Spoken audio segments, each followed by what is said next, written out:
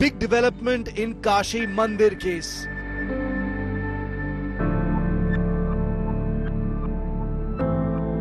Archaeological survey report to be out soon.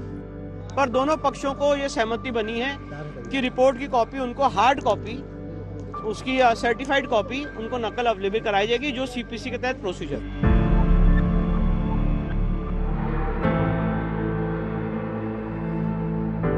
Report to be given to both sides.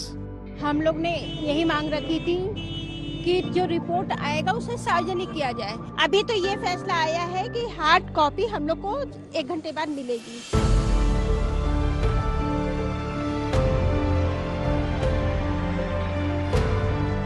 People to know the Gyanvapi truth.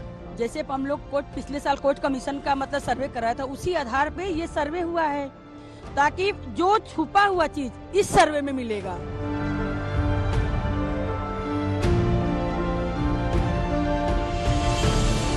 Shivling or fountain, the truth will be out. Our big focus on India first.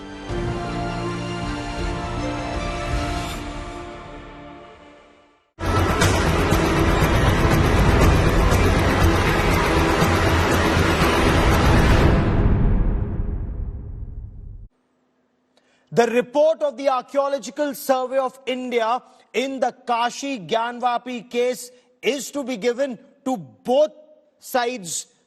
That's been decided by the court today. What they've also said is that this report, the ASI survey report in the Gyanvapi case, will be handed over to both parties. And both the sides reached an agreement that a certified hard copy of the Archaeological Survey of India and its findings should be made available to both sides. The court has, as of now, asked both the parties to ensure that the report is not leaked. Of course, the Hindu side has strongly objected to it. The Hindu side wants all facts out in public domain in the interest of transparency. In fact, the Hindu side has opposed the ASI report being submitted even in court in a sealed cover. Lots of reactions coming in. Advocate Vishnu Shankar Jain, the petitioner, is joining us on this special broadcast. But before that, let's get you all the reactions that have come in so far.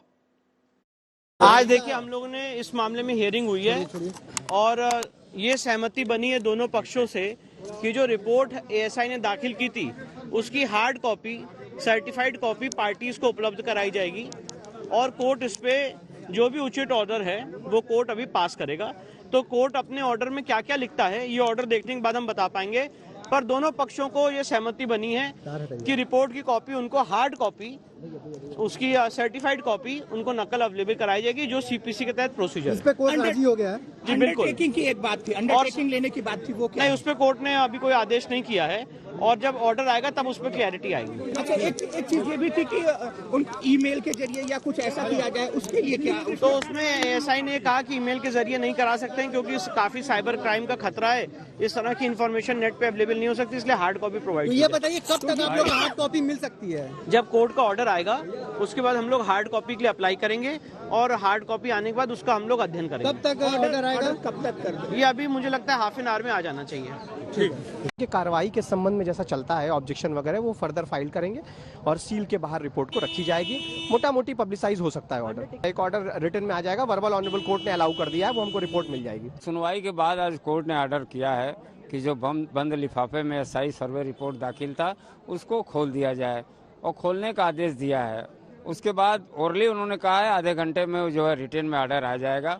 उसके बाद जो है रह गई बात undertaking की शर्तों के साथ, वो शर्तों सारे चीज़ों को कोर्ट ने नकार दिया है क्योंकि ये कोई सीक्रेट जो है ये आपका जो है ये प्रोसेसिंग कोर्ट का नहीं है। देखिए, हम लोग ने यही मांग रखी थी कि जो रिपोर्ट आएगा उसे सार्वजनिक किया जाए। अभी तो ये फैसला आया है कि हार्ड कॉपी हम लोग को 1 घंटे बाद मिलेगी, वादी और प्रतिवादी दोनों लोग को। और दोनों इसमें जो है दोनों वादी पक्ष और जो प्रतिवादी पक्ष है दोनों लोग को इसमें समर्थन है कि हाँ 1 घंटे बाद हम लोग को मिलना चाहिए। जैसे हम लोग पिछले साल कोर्ट कमीशन का मतलब सर्वे कराया था, उसी आधार पे ये सर्वे हुआ है, ताकि जो छुपा हुआ चीज इस सर्वे में मिलेगा, वही हम लोग इंतजार करें। जो छुपा हुआ चीज इस सर्वे में मिलेगा ताकि पूरा साक्ष्य बाहर आ जाए। और हम लोग चाहते हैं, हमको पहले मिलेगा, हमको आदेश हो जाएगा सार्वजनिक करके, पहले हम कॉपी दे देंगे। लो भैया सार्वजनिक हो गया, देखो आप लोग। I think it's really a momentous occasion And, I've been researching and writing my next book on the history of the Kashi Gyanvapi case. And all the historical records, you really don't need an ASI survey in this case. Haath Kangan ko aarti kya, as they say in Hindi. You can see it as you enter the Gyanvapi complex itself. The western walls, the ruins are all of a dilapidated 16th century temple that was built by Narayan Bhatt with the help of Todarmal during the reign of Akbar, which was demolished by Aurangzeb in 1669 as recorded by his own accounts and farmans in the Masir-e Alamgiri. Despite this, I think the Hindu side has gone through the very peaceful and the legal, means. And this place has been contested right from the early 19th century, from 1810. Then in 1936, you had a very big case called the Deen Muhammad case, which also, in the British courts, it was adjudicated that this was not a Waqf property. It was not even registered anywhere as a Waqf property. It was an encroachment. It was an illegal encroachment. And for the latest developments in the Kashi Gyanvapi case and its implications, let's quickly bring into this conversation Advocate Vishnu Shankar Jain, who joins me on this broadcast. Sir, what will the report of the Archaeological Survey of India achieve? Why is this so significant for you? See, the report of the Archaeological Survey of India has been filed before the Honorable District Court of Varanasi after a detailed survey of 92 days. And let me tell you that in this survey, the Wazoo tank area, the sealed area has been left out. Apart from that, the rest of the premises, which is situated in revenue settlement plot number 9130, which is popularly known as the so-called alleged Gyanvapi mosque, that has been surveyed in detail. And after a detailed survey of 92 days, a report has been filed before the Honorable Court. I also want to inform you that at the moment when I am speaking to you, the order of the court is out, and the court has allowed parties to be given a copy of the survey report, and there is no gag order on the survey report. So this report will be given to us, and there is no restriction on the media or any of the, you can say, channels to not publish it or not talk about it. There is no gag order of the Honorable Court as was earlier there. So this report will be made available to us, and then we'll have a detailed study of this report, and then we'll file our objections if required. Okay. Now, is the ASI report, in your appreciation, likely to answer that crucial question that is being asked by almost everybody in Kashi? Why is Nandi, the Vahan of Bhagwan Shiv, facing that Gyanvapi mosque, or the disputed mosque, as you say? See, we believe that the report of the ASI will do justice with the efforts which we have taken out in 92 days. The report of the ASI will throw light on various aspects of this case. And let me tell you that in the ASI survey, 350 artifacts were found which were sealed, which were given by the ASI to the District Magistrate of Varanasi, and which are still in the possession and custody of District Magistrate Varanasi. From this so-called Gyanvapi mosque, 350 artifacts have been found. And all the artifacts are, you can say, telling us that it's a remains of a Hindu temple. So many artifacts have been found. Lot of murtis have been found of various Hindu god and goddesses. All those idols have been given to the District Magistrate of Varanasi. Many other proofs have been found. So we are waiting for the actual copy of the survey report. And when we'll get the actual copy, physical hard copy of the survey report, we'll discuss more about this. But I feel and I believe that the report of the ASI will give strength to our case, though we have already a very, very strong case, but the expert opinion of ASI will really help to solve this issue. That's a big story that you're breaking first here on India Today. There is no gag order on the ASI report. That ASI report can be made public. The court has ordered both sides be given that ASI report. Both sides are to study that report and file their objections, if any. But Advocate Vishnu Shankar Jain, how is this report different from the court commissioner's report, details of which are out in public domain, sir? See, the court commissioner scope was very different. And that was a survey which was conducted under Order 26 Rule 9 of the CPC, wherein the advocate commissioner was given a task to go and study the structure, to do photography and videography, and after studying the structure as it is, then they have to submit a report before the honorable court. And during that survey, let me tell you that shivling was found, various images and of Hindu deities were found. But in this survey of Archaeological Survey of India, Rule 10A of the CPC. It's a scientific survey which has an opinion expert, which has a evidentiary value as an expert opinion under Section 45 of the Indian Evidence Act, just like a, you can say, post-mortem report or just like a forensic expert report. It has the same value. And apart from that, the ASI has gone much beyond the scope of Advocate Commissioner survey. There has been a lot of modern techniques which have been used in this survey. The ground penetrating radar has been used. Various other methods have been used, and after that this report is being given. So the scope and ambit and the domain of this survey is far much better than the report of the Advocate Commissioner. I want to understand from you, historians like Professor Irfan Habib and some others say that it is a historical fact that bigoted Mughal Emperor Aurangzeb ordered the demolition of temples both at Kashi and at Mathura. It is also duly recorded in Masir-e-Alamgir. Now, how does this ASI report then, sir, take this case forward in your interest? See, definitely the Archaeological Survey of India report, I believe and I feel, will dwell into the aspect, and the moot point for consideration in all these discussions is that whether a pre-existing temple was demolished and it was converted or partly converted into a mosque. This is the pivot point for consideration in the report of the Archaeological Survey of India. And I think that the Archaeological Survey of India would have answered this in affirmative in their report. And the most crucial point for consideration before the ASI was that whether these three domes, whether they are earlier in time or whether the western wall is in earlier in time. So all these findings, dating exercise has been conducted in this report. GPR has been conducted in this report. All these exclusive and important information which has been gathered by the ASI will form part of the report, and it will help us in solving this issue and in deciding this crucial aspect that whether a pre-existing temple was demolished and a mosque was constructed over it. Okay.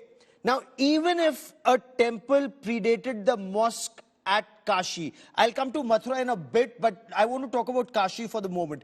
Even if a temple predates a mosque here, unlike the Ram Janmabhoomi case that predates the Places of Worship Act 1991, does the said, does it not bar any change of nature and character of the place of worship, including in Kashi, sir? See, definitely you have asked a very important question, and it's not that I am arguing before you or I am making my submissions before you. My submissions have found favor with the Honorable Court. In Kashi case on 12th of September 2022, the District Court of Varanasi has held that this case is not barred by Places of Worship Act, because our plaint averment and our case before the District Court Varanasi is that till November 1993, we were worshipping in the premises in question. It is only November 1993 when Mulayam Singh Yadav government threw us out of the premises and they barricaded the entire premises. So Places of Worship Act has been enacted in 1991. After the enactment of Places of Worship Act, in violation of Section 3, we have been ousted from possession of this property. That is point number one. This same argument were found favor with the Honorable Allahabad High Court by judgment of the single judge bench of the Honorable Allahabad High Court by 31st May 2023. And the same argument has also been upheld in another similar proceedings of the Allahabad High Court in December 2023. So it has been categorically held that the Places of Worship Act does not bar ascertainment of religious character just by you entering into a mosque, and just by you entering into a temple and offering a namaz there would not change the religious character of the temple. And that's the interpretation of correct interpretation and legal interpretation of the Places of Worship Act. Therefore, we feel and we believe that the Places of Worship Act is not a bar in the case of Kashi and Mathura, and definitely we have been given a right to lead our evidence. The ASI has submitted its report, and in future also we will lead our documentary and oral evidence, and then the matter will be decided by the Honorable Court. And sir, what is then your next course of action once you've gone through this report? Will you seek unhindered access for Hindu pilgrims and devotees? let me also tell you one very important development in Gyanvapi case. If you were right now discussing about the Nandi, which is existing outside the so-called mosque, right in front of Nandi, which is on the southern side of the so-called mosque, there is a Tehkhana of Vyas Parivar, in which Vyas Parivar used to worship till November 1993. I am just informing you that there has been a judicial order passed by the court, by the District Court of Varanasi on 17th of January, wherein the District Court has directed the District Magistrate to take over the possession of the Vyas Parivar Tehkhana. And in compliance of the orders of the District Court Varanasi today, the District Magistrate is taking possession of the Tehkhana, the cellar, which was in possession of the Vyas Parivar till November 1993. The current position, spot position of the cellar is that earlier there were two gates which used to cover the cellar, and during course of time, during passage of time, those gates have been broken, and the Anjuman Intizamiya had an eye to take illegal possession of that Tehkhana of Vyas Parivar. So we have got that protection from the Honorable Court, and that Tehkhana, that cellar, will be within the possession of the District Magistrate of Varanasi. This order has been passed by the District Court of Varanasi on 17th of January. So today that exercise, while I'm speaking to you, that exercise is getting conducted. And our next course of action definitely will be to start puja and also to have survey of the Shivling, which we have found on 16th of 2022, 16 July 2022. Yes. So we also want to have a survey of the Shivlingam area, and then a comprehensive report will be submitted before the Honorable Court so far as the Vazu tank, the so-called Vazu tank area is concerned. And sir, just before I let you go, will your effort now be restricted to Kashi and Mathura after Ayodhya, or are you seeking justice for historical wrongs at other places of worship in our country? No, I'll be very, very categorical and candid in my stand. My stand is very, very clear that wherever temple has been demolished and a mosque or any other place of worship has been made, we will definitely fight legal battles for restoration of all those places of worship. And as of now, our cases are going on so far as Taj Mahal is concerned, Qutub Minar is concerned, Tile Wali Masjid is concerned, Bhoshala is concerned, Mathura is concerned, Kashi is concerned, and more such cases we are going to file before the Honorable Court. This quench for legal justice, this quench for justice for an entire civilization will continue till that time where we are not able to restore each and every temple. Each and every temple we will restore, and till that time our legal battle and this legal fight will continue. It's a legal fight, you say, that will continue for restoration of other places of worship that, according to you, were wrongfully destroyed or desecrated in the past. We'll track that story very, very closely. Advocate Vishnu Shankar Jain for joining me here on this India Today special broadcast. Many thanks. So two major developments have taken place. One, the ASI report is to be given to all sides, and there is no bar on details of the ASI findings, which were submitted in a sealed cover, be made public. Two, the Vyas Parivar Tehkhana will be taken over by the district magistrate, and even as we speak, that process is currently underway.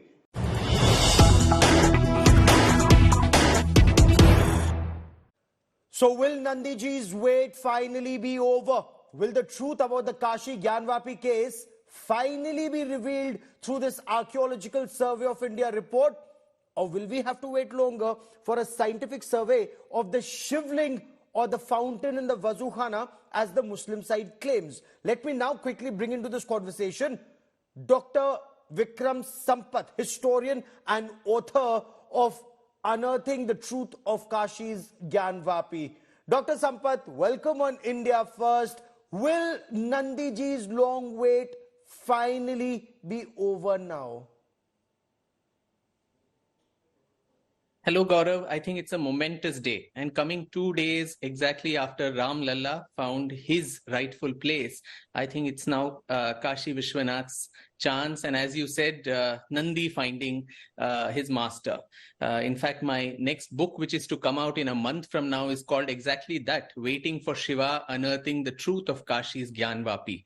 I think the ASI survey report, which is going to be made public today, will add a new dimension to the already known factors related to the history of this case.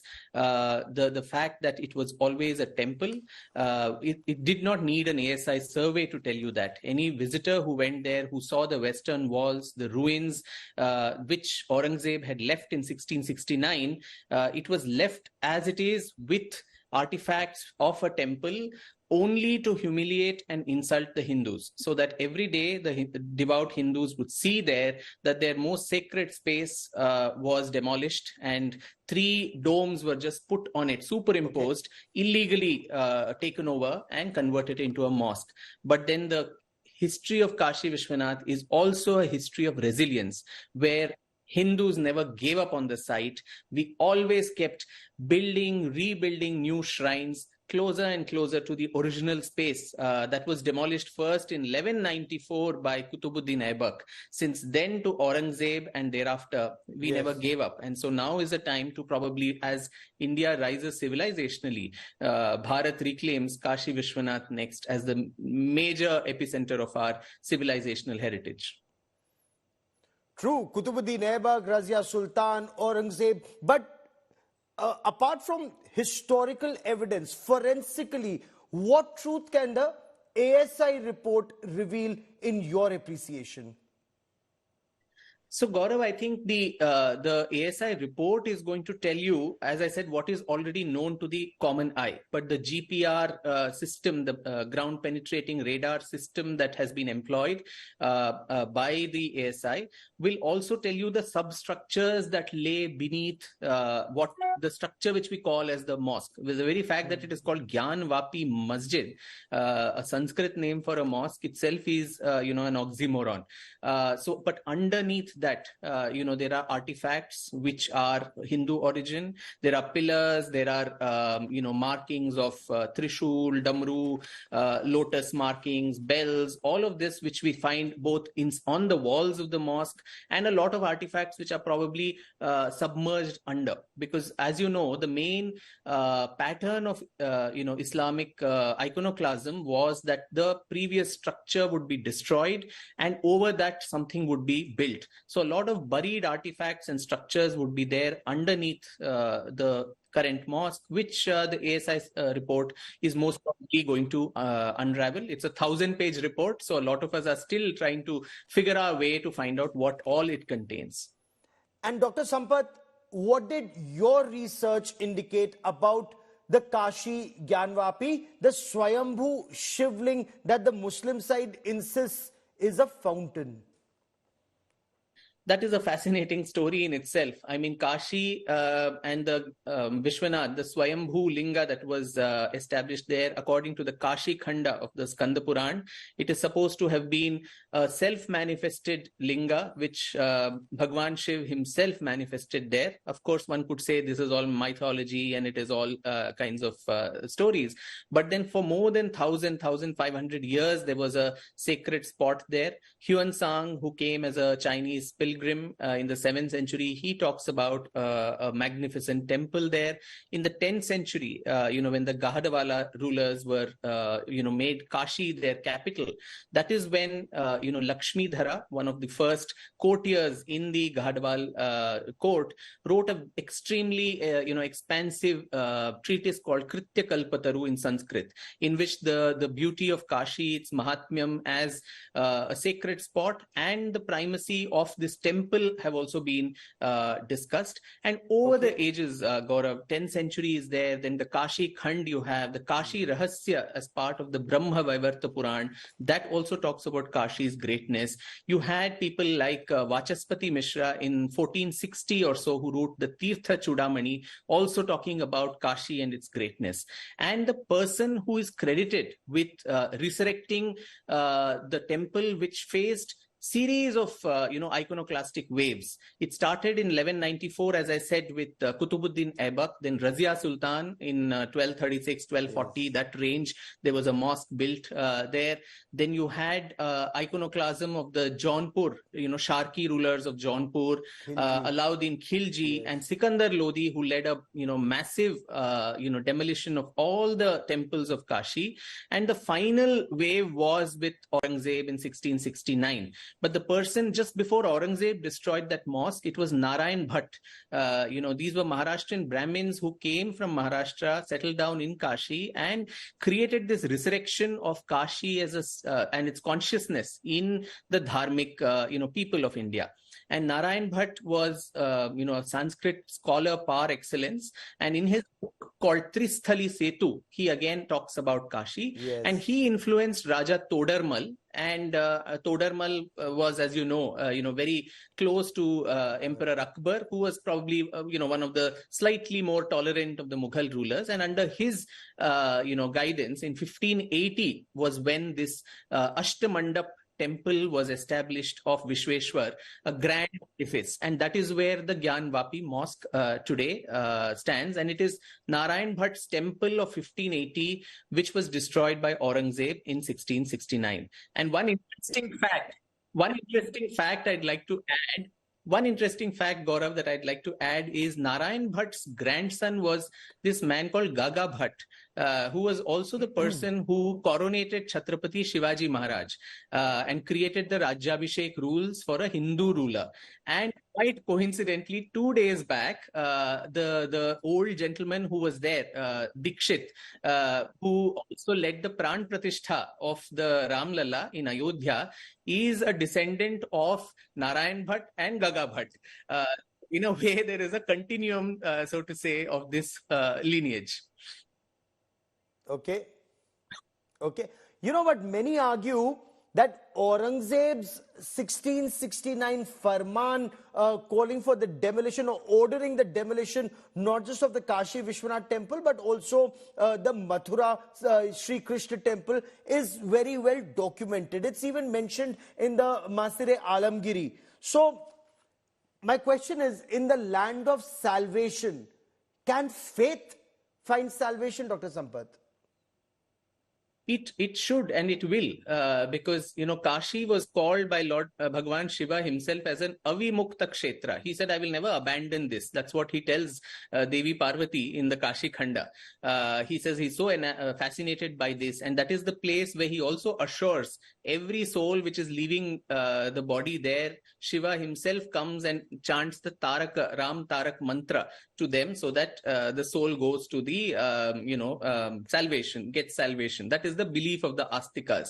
Be that as it may, the fact that there is a weight of, literary evidence. There are so many traveler accounts, right from, as I said, Hyun Sang, then you had Al-Baruni, you had Ibn Battuta, you had so many of the Persian travelers, you had many of the British, French travelers who all spoke about a Kashi Vishwanath temple, a grand temple. And one of them also writes about, he'd come, I think, just 1 year before Aurangzeb destroyed it. So 1667 or 68. Okay. And he writes about how, there was this huge temple of Bisheshwar and how people used to come there and put water on the, shivling. Peter Mundy was his name, and he documents these things. So there's a weight of historical, literary, epigraphic. There is also, as I said, traveler accounts, and now an archaeological account added to this to buttress all this. So it is not merely just faith speaking, it is also history added to it. And very importantly, also a legal angle added to it as well. Because as I said, Hindus not only never gave up on the site, even at the heights of Islamic rule, yes, but even during legal contestations, right from 1810, there were bloody riots in Varanasi. And from 1860s onwards, the place kept going to courts, the British courts. And very interestingly, Gaurav, in 1936, there was a very famous case in the British court called the Deen Muhammad versus the state. And in this case, the British courts had adjudicated that this site, the mosque, was not even a Waqf property. It was not registered as a Waqf property. Now, Aurangzeb may have demolished a temple, temple undoubtedly, but there is no farman of his to say in its place you have to build a mosque. So it is an encroachment. It's an illegal encroachment. Demolition is true, but building a mosque in its place, there's no Badshahi farman for that.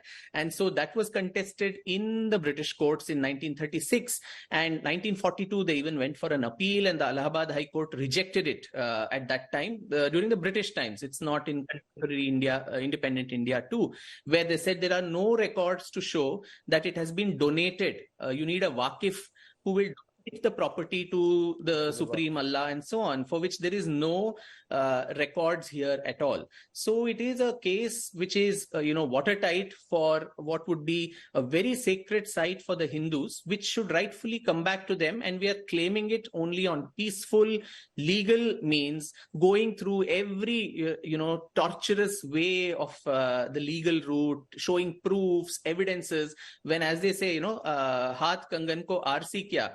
Anybody who goes there, you don't need a ASI survey to tell you that those pillars and the ruins are those of a temple. Okay. But let me come back to that ASI survey for a moment. That survey has happened in a part of that complex. It hasn't happened in, what was the Wuzu Khana area that the Hindu side insists is the shivling and not a fountain. So will the secrets that are buried in the Gyanvapi coup finally be revealed, or will Hindus have to wait longer to worship their Aradhya? Gaurav, I think the current ASI survey does not include the Wuzu Khana because the Supreme Court had sealed the Wuzu Khana. I think that the Mr. Vishnu Shankar Jain, Hari Shankar Jain ji, all of them are contesting that, saying that is also an important site because we need to date that shivling, which the other side calls as a fountain, which is, I think, a travesty of truth and of our faith as well. So that also needs to be looked into. But beyond that itself, now, was that the main Vishweshwar ling? We would never know. Or was it, there was another ling called the Avimukteshwar, which was also in the same complex, and Vishweshwar, Avimukteshwar, was this the Avimukteshwar ling? A lot of that will be sorted once a carbon dating is done, maybe of the Wuzu Khana, and that truth coming out. But I hope, through discourses like this, and through, of course, I would like to say through my forthcoming book, where all of this I've tried to document pieces, of evidences together, a lot of hidden facts and stories about this fascinating temple, which is so close to, I think, every, Bharatiya's heart, that would come to public realm. And if I have time, I'd just like to emphasize one thing, Gaurav. With today, everybody says India is not even a nation. We didn't have a concept of a nation state.